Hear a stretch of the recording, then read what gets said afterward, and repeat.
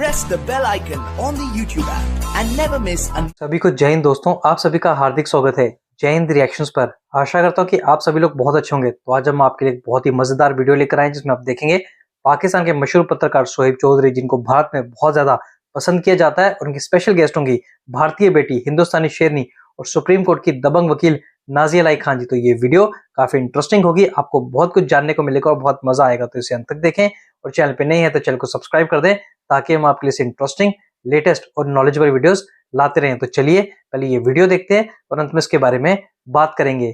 जय हिंद, जय भारत। मुझे ऐसा लगता है कि अगर आपने प्रिपरेशन पूरे साल किया है तो आपको पंखे पर भी बैठा दिया जाए या छज्जे पर बैठा दिया जाए या टीचर के कंधे पर बैठा दिया जाए, आप लिख ही लोगे। अब मेरा सवाल बहुत छोटा सा है और इसी में जवाब भी है।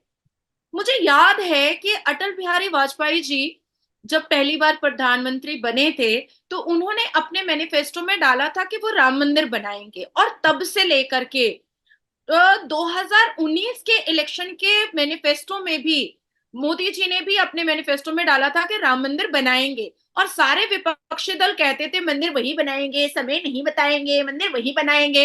तो मेरा सवाल बहुत छोटा सा है, और कुछ घंटों के बाद मोदी जी फिर से प्रधानमंत्री तीसरी बार बन रहे हैं, जो एक भारत का रिकॉर्ड है। कोई भी प्रधानमंत्री 3 बार प्रधानमंत्री नहीं बना है एकदम। नेहरू जी आई थिंक बने थे, नेहरू जी 3 बार प्राइम मिनिस्टर बने थे। मैं गलत हूँ, देखने वाले बताइएगा। लेकिन मेरा सिर्फ एक छोटा सा सवाल है विपक्षी दलों से। सरकार तो बनाएंगे, प्रधानमंत्री नहीं बताएंगे, सरकार तो बनाएंगे, प्रधानमंत्री नहीं बताएंगे, तो मैं भी पूछ सकती हूँ ना। मैं जनता हूँ, मैं वोटर हूँ भारत की।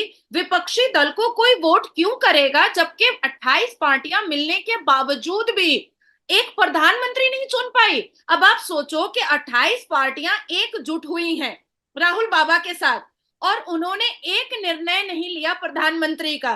तो देश के इतने बड़े बड़े निर्णय वो कैसे ले सकता था? नहीं ले सकता था। और देश के लोगों को, खास करके युवाओं को यह बात समझ में आ चुकी थी कि जो 28 पार्टियां राहुल बाबा के साथ जो निकाह किया है और एकजुट होकर के 28 पार्टियां राहुल बाबा के पैंट को पकड़ पकड़ करके दुमछल्ला बन के चल रही हैं, इन्होंने एक निर्णय नहीं लिया। देश को ये नहीं बताया कि इंडी अलायंस का प्रधानमंत्री कौन होगा।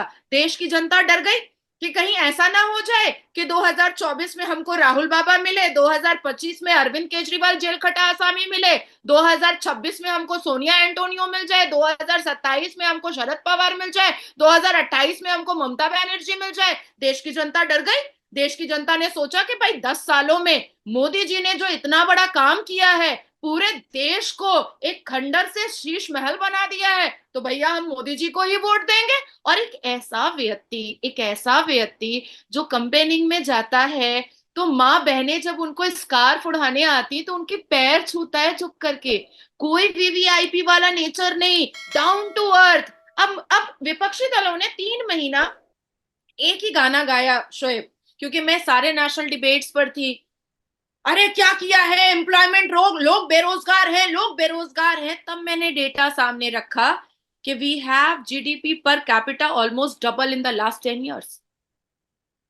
जीडीपी का जो कैपिटा है उसको डेटा में निकाल करके कोई भी व्यक्ति, मैं जो बात कर रही हूं वो मैं डेटा के हिसाब से बात कर रही हूं, कोई भी व्यक्ति गूगल उठाए और देखे कि भारत के जीडीपी का कैपिटा पर कैपिटा कितना बढ़ा है 10 साल में। उसके बाद फिर 10 साल जब यूपीए की मनमोहन सिंह की सरकार थी तो 2004 से 2014 में 27 मिलियन जॉब को यूपीए कांग्रेस की सरकार, मनमोहन सिंह जी की सरकार, सोनिया एंटोनियो की सरकार ने क्रिएट किया था। 27 मिलियन जॉब। जब एनडीए की सरकार आई तो only in 8 years 85 million job उन्होंने क्रिएट किया। 85 मिलियन जॉब। उसके बाद फिर हमने श्री राम मंदिर टेम्पल से implementation, new education policy, section 370 हटाना, 3 तलाक बैन करवाना, जीएसटी का इतना बड़ा हमारा इतना खूबसूरत रिजल्ट आना, डिमोनेटाइजेशन के जरिए से सारे काले धन को हमने निकलते हुए देखा, गिनती होते हुए देखा। और कई जगह तो कांग्रेस के शाहू हो या उनके मुसलमान नेता हो, उनके घरों से तो नोटों का पहाड़ भी देख लिया। और पश्चिम बंगाल में श्रीमती ममता बनर्जी के नेता के घर से तो सेक्स टॉय भी सीज होते हुए देख लिया। उसके बाद फिर औरतों को टॉयलेट देना, औरतों को चूल्हा देना, उज्ज्वला योजना में 33% वुमेन रिजर्वेशन बिल, उसके बाद आयुष्मान भारत, उसके बाद क्लीन इंडिया मिशन, उसके बाद fifth economic power in world, corruption free government, उसके बाद फिर फर्स्ट दलित प्रेसिडेंट, पहली दलित प्रेसिडेंट ऑफ भारत द्रौपदी मुर्मू हमारे पास। उसके बाद फिर effective step on one country one election, एक विधान एक संविधान, फ्री राशन, 80 करोड़ जनता हमारे देश में फ्री राशन उठाती है, 80 करोड़ जनता, 2 करोड़ से ऊपर महिलाएं लखपति दीदी का लाभ उठा चुकी हैं। उज्ज्वला योजना जो है वो करोड़ों महिलाओं को मिला, और मोदी जी खुद गए उनके घर पे चाय पीने के लिए, खुद गए भारत के प्रधानमंत्री। और उसके बाद फिर बहुत सारे ऐसी चीजें, FCRA strong, anti national NGO missing, अगर हम बात करें बहुत चंद्रयान 3, बहुत, मतलब मैं अभी गिनने बैठूंगी तो शायद सुबह हो जाएगी। ऐसे ही है। तो अभी 4 दिन पहले का एक न्यूज बताती हूँ जो मेरे चैनल पर नहीं चला है, जो इंटरनेशनल चैनल पर चला है, कि जितने भी कंट्रीज हैं वो कंट्रीज हमारे जैसे फेयर इलेक्शन करवाना चाहती है और हमारे जैसे फेयर इलेक्शन का मंत्र लेना चाहती है। ये भी आप लोगों ने पढ़ा होगा, और जिसको मेरी बात गलत लग रही है वो गूगल में सर्च कर सकता है कि कई कंट्रीज ने कहा है कि ये मंत्र हमें चाहिए।